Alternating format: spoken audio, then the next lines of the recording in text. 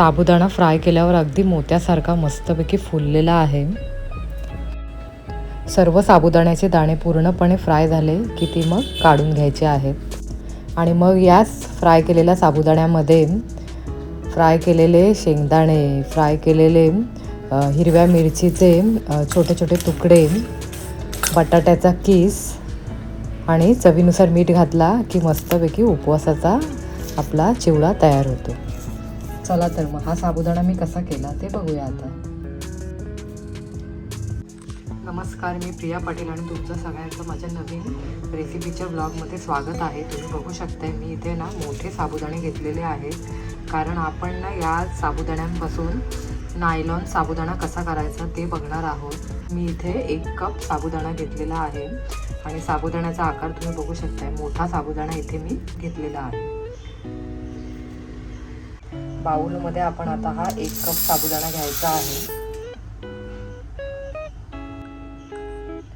साबुदाण्याची खिचडी करताना जेव्हा आपण साबुदाणा धुतो तेव्हा आपण 3 ते 4 वेळा साबुदाणा धुवून घेतो, कारण आपल्याला त्यातला स्टार्च काढायचा असतो.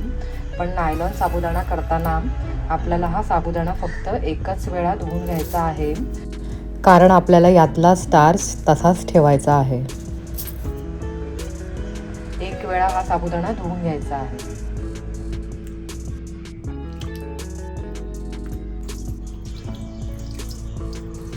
आता इथे आपण 1 कप साबुदाणा घेतलेला आहे, त्यामुळे पाणी याच्यामध्ये 1 कप पाणी आणि त्याच्यामध्ये अजून 1 मोठा चमचा भरेल इतपत पाणी घालायचं आहे. म्हणजेच साबुदाणा खिचडीला जसा आपण हा साबुदाणा भिजवतो त्यापेक्षा थोडंसं जास्त पाणी यामध्ये आपण घालणार आहोत. आणि झाकण देऊन साबुदाणा आपण 3 ते 4 तास भिजत घालायचा. साबुदाणे भिजत घालून आहे ना 4 तास झालेले आहेत आणि साबुदाणे एकदम मस्तपैकी भिजलेले आहेत, तुम्ही बघू शकताय.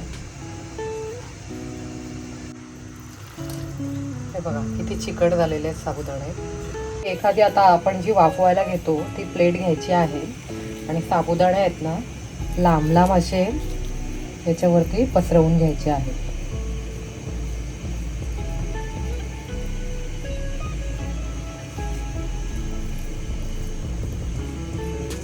हे बघा अशा पद्धतीने मी साबुदाणे सर्व प्लेटवर ठेवलेले आहे.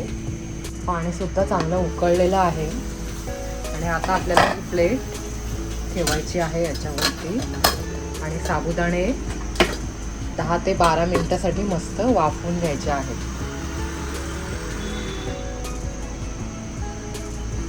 साबुदाणे आपले शिजलेले आहेत हे कसे ओळखायचे, तर साबुदाणे आहेत ना पूर्ण असे ट्रान्सपरंट होतात, त्याच्यावरून ओळखायचं की साबुदाणा आपला शिजलेला आहे. चला तर 10 ते 12 मिनिटं आपण हे वाफवून घेऊया.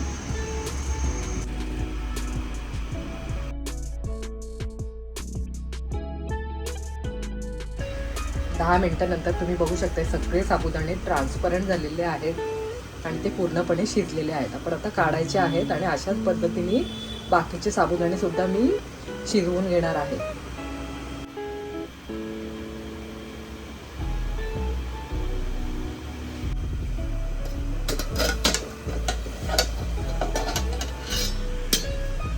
हे बघा ताटामध्ये आहे ना मी थंड पाणी घेतलेलं आहे. थंड पाण्यामध्येच आता हे साबुदाणे आपण आहे ना काढून घ्यायचे आहेत. हे बघा साबुदाणे सगळे मी थंड पाण्यात काढून ठेवलेले आहेत. थंड पाणी घेतल्यामुळे काय होतं, आपल्या डिशवर जे शिजवलेले साबुदाणे असतात ते एकदम इझिली पटकन सुटतात. आता हे साबुदाणे सुद्धा आपण जे काढलेले आहेत ते परत 10 मिनिटासाठी आपण असाच पाण्यामध्ये ठेवणार आहोत. पाण्यात ठेवल्यामुळे प्रत्येक साबुदाण्याची साईज सुद्धा वाढते आणि मस्त मोठे मोठे साबुदाणे आपले आपण जेव्हा फ्राय करतो तेव्हा मोठे साबुदाणे आपल्याला मिळतात. उरलेले साबुदाणे मी अशा चाळणीवर ठेवलेले आहेत आणि याच्यातले सुद्धा मी आता वाफवून घेते. 10 मिनिटानंतर हे जे आपण पाण्यात घातलेले साबुदाणे आहेत ते सर्व काढून घ्यायचे आहेत. वाफवून झाल्यावर आहे ना थंड करून घेतलेले साबुदाणे आहेत. आता हे आता आपण या प्लॅस्टिकवर लांब लांब असे टाकून घ्यायचे आहेत सुकवण्यासाठी.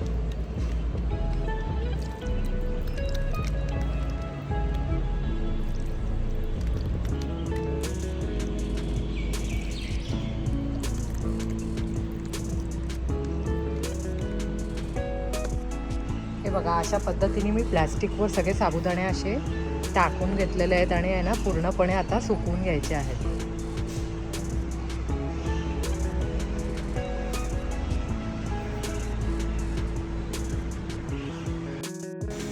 तीन दिवसानंतर एकदम कडक उन्हामध्ये सुकवून नायलॉन साबुदाणा तयार झालेला आहे आणि तो एखाद्या आता ना बरणीमध्ये भरून ठेवायचा आणि जेव्हा लागेल तेव्हा थोडा थोडा काढायचा आणि मग त्याचा चिवडा आपण करू शकतो. आजची ही साबुदाण्याची रेसिपी तुम्हाला कशी वाटली ती कमेंट करून नक्की सांगा आणि चॅनलला लाईक, शेअर आणि सबस्क्राईब करायला विसरू नका.